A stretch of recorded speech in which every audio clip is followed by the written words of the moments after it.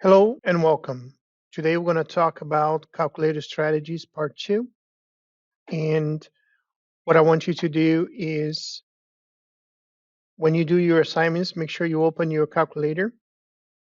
And then what I would recommend you do is disconnect that page from the assignment and then reduce the page and move the calculator to one side of the page and the assignment, then make it smaller and make sure it's on the other half of the page. So that way you have the assignment one side and Desmos calculator on the other side. Okay. All right, very good. So this will be a nice setup to do these problems and learn how to use the calculator. Okay, so we're going to do example number 1 here. And basically the example says a set of weights includes a 3-pound barbell and a 5 pairs of weight plates. Each pair of plates weighs 15 pounds. If X pairs of plates are added to the barbell, the total weight of the barbell and plates in pounds can be represented by f of x equals 15x plus 3. What is the range of the function for this situation? Okay, first of all, let's understand what is a barbell.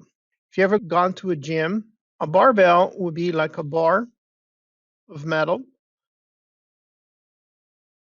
And on this barbell, you can add weights on both sides of the bar, and you can add as many weights as you can. So like in this case, I would add another plate right here. So this here would be the bar, and this would be the weight plates. And according to this problem, the barbell, which is this bar here, is 3 pounds. And each pair of weights that you add to the bar equals 15 pounds. And according to this problem, there is up to 5 pairs of plates that you can add. So in other words, you can add 4 here, and the last one would be 5. So basically you can add up to 5 pairs of weight plates there, okay? And the problem is saying that you can use this equation to represent this scenario. Please remember that f of x is the same as y. So you can write this as y equals 15x plus 3. And the problem is saying is that a set of weight includes a 3-pound barbell and 5 pairs of weight plates. Each pair of plates weighs 15 pounds. If x pairs of plates, so these would be the pairs of plates, are added to the barbell, the total weight of the barbell and plates in pounds can be represented by f of x. So in other words, this, the y or the function, is the total weight. Okay, so let's look at this scenario. So let's say that I don't put any plates. In other words, 0 plates. Well, according to this equation, 15 times 0 is 0. 0 plus 3 is 3 pounds. So that means the weight of this bar just by itself is 3 pounds. And that's what the equation is saying. Now let's look at if I add a pair of plates. So then this would be 15 times 1 is 15 plus 3 is 18. Let's add another pair of plates. So then in other words, now we have 2 pairs of plates to the bar. And this would be 15 times 2 is 30 plus 3 is 33. And let's continue adding. So we're going to get 3, which is 15 times 3 is 45 plus 3 is 48. Then I have y equals 15 times 4 plus 3 16 times 4 is 60 plus 3, it'll be 63. And according to the problem, there's only 5 pairs of plates, so this would be the last one. And 15 times 5 would be 75 plus 3, which is 78. So right there, I can see the different scenarios. So if I have no plates, it's 3 pounds. One pair of plates is 18. 2 is 33. 3 is 48. 4 is 63. And 5 is 78. Now the question is saying, what is the range of the function for this situation? Well, if you remember, in the past, we learned about range. Anytime we see the word range, we think about y. So in other words, we're looking for what is the total, because y represents the total weight. So what is the total weight? So we're looking for these numbers. So right there, we know that the answer is going to be letter B. And you're going to enter here letter B, because that's the numbers that we see. Also remember that the opposite of range would be domain. So anytime you see domain is the x value. Now, in this case, we're talking about range. So range is y value. Now, let me erase here my barbell and my weights here. And what I would like to do is demonstrate that one advantage that we have with the calculator is that we can do these calculations very, very fast by using the formula that they gave us. So if they gave us y equals 15x plus 3, I can click on the wheel, click on the table, and then instead of using these numbers, I'm going to use the x values for this situation, which is 0, 1, 2, 3, 4, and 5. And if you want, you can go ahead and delete these. And right there, we can build a table very fast using the calculator.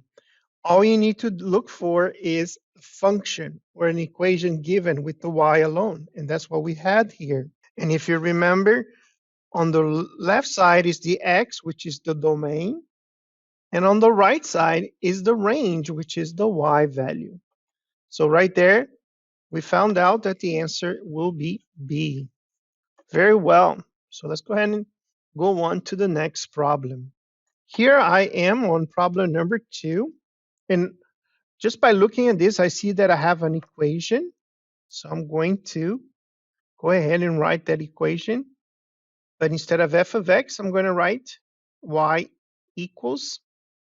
And when I read the problem, it says the total number of seats in an auditorium is modeled by f of x equals 2x squared minus 8x, where x represents the number of rows of seats. How many rows are there in the auditorium if it has a total of 330 seats? Okay, so if you think about an auditorium, you have seats, and usually you have rows of seats. So for example, in our school auditorium, we have rows of seats like this. And right here in the front is where people speak.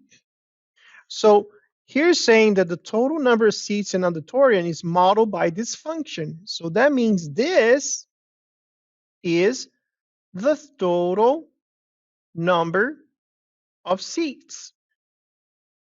And also says where x represents the number of rows of seats. So x is the number of rows. And the question is, how many rows are there in the auditorium if it has a total of 330 seats? So my job is to find out what is the value of x if I know that the y value is 330. Now, they gave us some possible answers for the value of x. Here, maybe it's 13, maybe it's 15, maybe it's 18, or 20. So what we're going to do is we're going to go to and use a calculator. So we're going to write our equation, which is y equals, whoops, 2x squared minus 8x. Make sure you copy it right. We did. Click on the wheel, click on the table, and instead of using these numbers, let's go ahead and delete them, and we're going to use the numbers that are on the multiple choice. So 13, 15, 18, and 20. So right there, I have the different totals of seats. And the one that matches the one that I'm looking for is this right here, 15.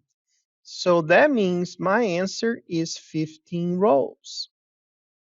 In other words, if I have 15 rows, that means in the auditorium, there will be 330 seats. Okay, so my answer here will be letter B. So let's go ahead and enter there. And there we go. So again, we were able to use the calculator to quickly produce a table that led us to the answer. Very good. Let's go on to the next problem. Question says, what is the equation of the line that passes through the point -5, 3, and has a slope of 0? Now, let's remember a little bit about slope. We learned that if you have a line that is going up from left to right, that's a positive slope. If I have a line that goes down from left to right, that is a negative slope. If I have a line that is horizontal, that is 0 slope. And if you have a line that is vertical, that is what we call undefined. So our job is to figure out which one of these lines have a 0 slope and goes through that point. So let's go ahead and use the calculator. First of all, we're going to make the point -5, 3. And look at that. I'm able to see the point now, -5, 3. I can even label it by clicking right there. If I want to change the label to, let's say, a name, so let's say Brazil, right there, it changes to Brazil. If I delete that, I can put back the coordinates of that point. All right, now what we're going to do is we're going to draw these lines right here. So let's go ahead and draw the first one, which is x equals 3. And if you notice, that line does not go through the point. So that doesn't work. So that tells me that letter F is no good. Let's try letter G, which is -5. So let's change that to -5. And if you notice, the line passes through that point, but we're also looking for a slope of 0, and this does not have a slope of 0. The slope is undefined. All right, but the good thing is we know then that it's not letter G. Let's try letter H. Let's click right here, and let's change that to y equals 3. And look at that, the line goes through the point and has a slope that is 0. So we know for sure that the answer is letter H. All right, let's go on to the next problem. On this problem here, it's very similar to the previous one where it says, what is the equation of a line that passes through the point -8, 4, and has a slope of 1/4? So with that, let's go over here and let's change this point to -8, 4. And there we go, the point there. And let's plot these different equations. So don't forget to put the arrow to the right to move the cursor up. And it's going to be -6. And let's do the next one, which is y equals 1 divided by 4.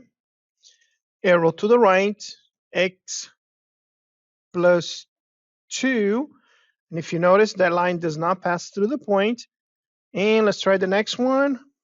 So it will be y equals 1 over 4. Arrow to the right, x plus 6. And if you notice right there, that line did pass through the point. Okay, so we know that is going to be letter C. Also, I'd like to point it out that if you click right here, it makes the line disappear. If you click black again, the line reappears. So look right there. It's pretty cool, huh? You can turn the line on and off. See? Pretty cool. All right, let's go on to the next problem. Also, if you want to make the problem a little bit bigger, you can just click on it and go formative makes it a little bit bigger. And unfortunately, the Desmos calculator for the Staar test does not allow us to use inequalities. When I try to do that, look, plotting inequality is disabled. That means it's not working or is turned off. Okay, but that's okay, because what we can do, we can change that to an equal sign, and at least we can see the line. Learn about this before, inequalities. We plot it and we shade it, okay? But even though we cannot shade on the calculator, we can do the following. Let's go ahead and plot those points. So let's go ahead and do -2, 3, and we see that point right there.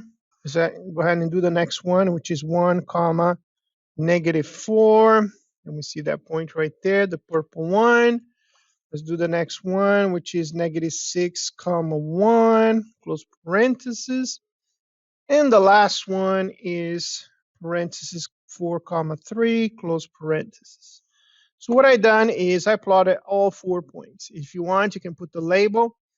That will be easier for you to identify each point. And basically, which point of the 4 stands out differently than the other ones? Well, in this case, is this red one right here, which is 4, 3. So we know that that's going to be our answer, letter D. I know the calculator help us, but let's remember a little bit about inequalities. This symbol means greater than.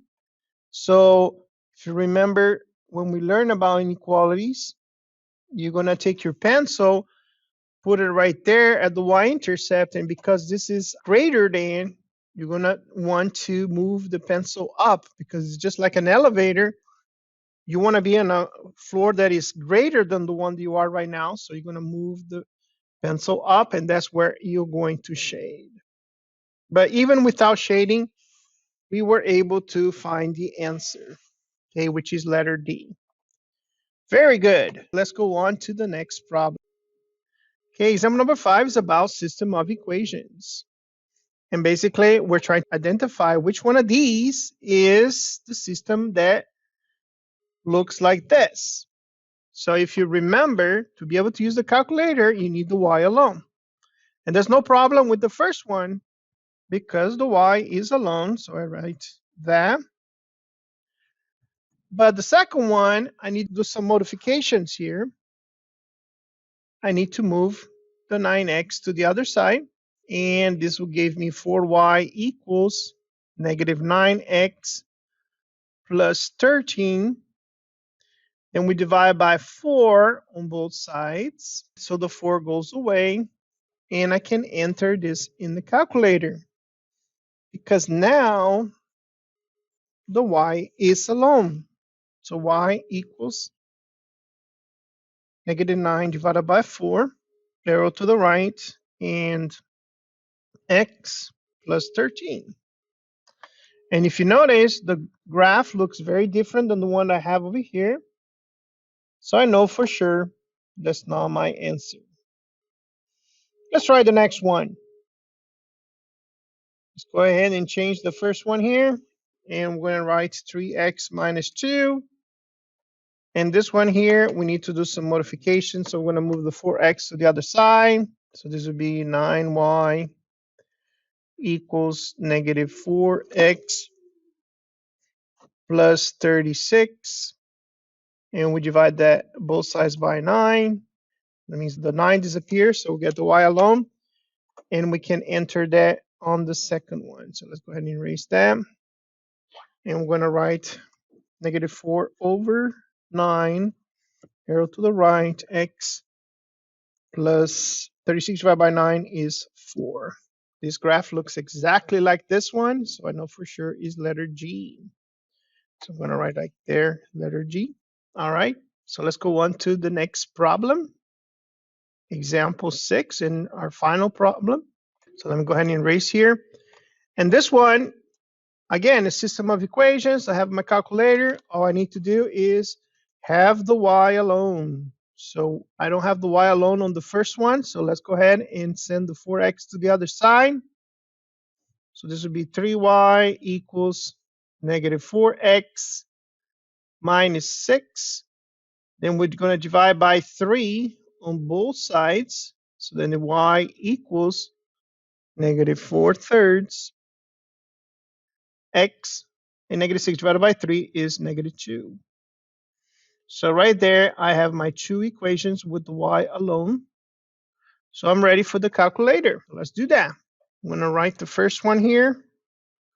Y equals negative 4 divided by 3, arrow to the right, x minus 2. And the second equation, y equals 1 divided by 3, arrow to the right, x plus 8.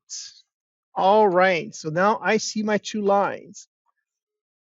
Now my problem is, what is the problem asking? What is the value of x in the solution to the system of equation? Okay, if you remember, a solution to a system of equations has two numbers. The first number represents x, and the second number represents y. This problem is asking, what is the x value? So we're looking for the x value. We're looking for this number right here. Well, when we look over here on the graph, we know the solution is where the two lines meet. And if I move my mouse over here, the calculator tells me what the number is, negative 6 and 6. So I can write over here, negative 6 and 6. So there we go. And I know my answer will be letter B. All right, so then you can enter there. And that completes our notes. So thank you very much for your time. I hope this video was helpful. Bye-bye.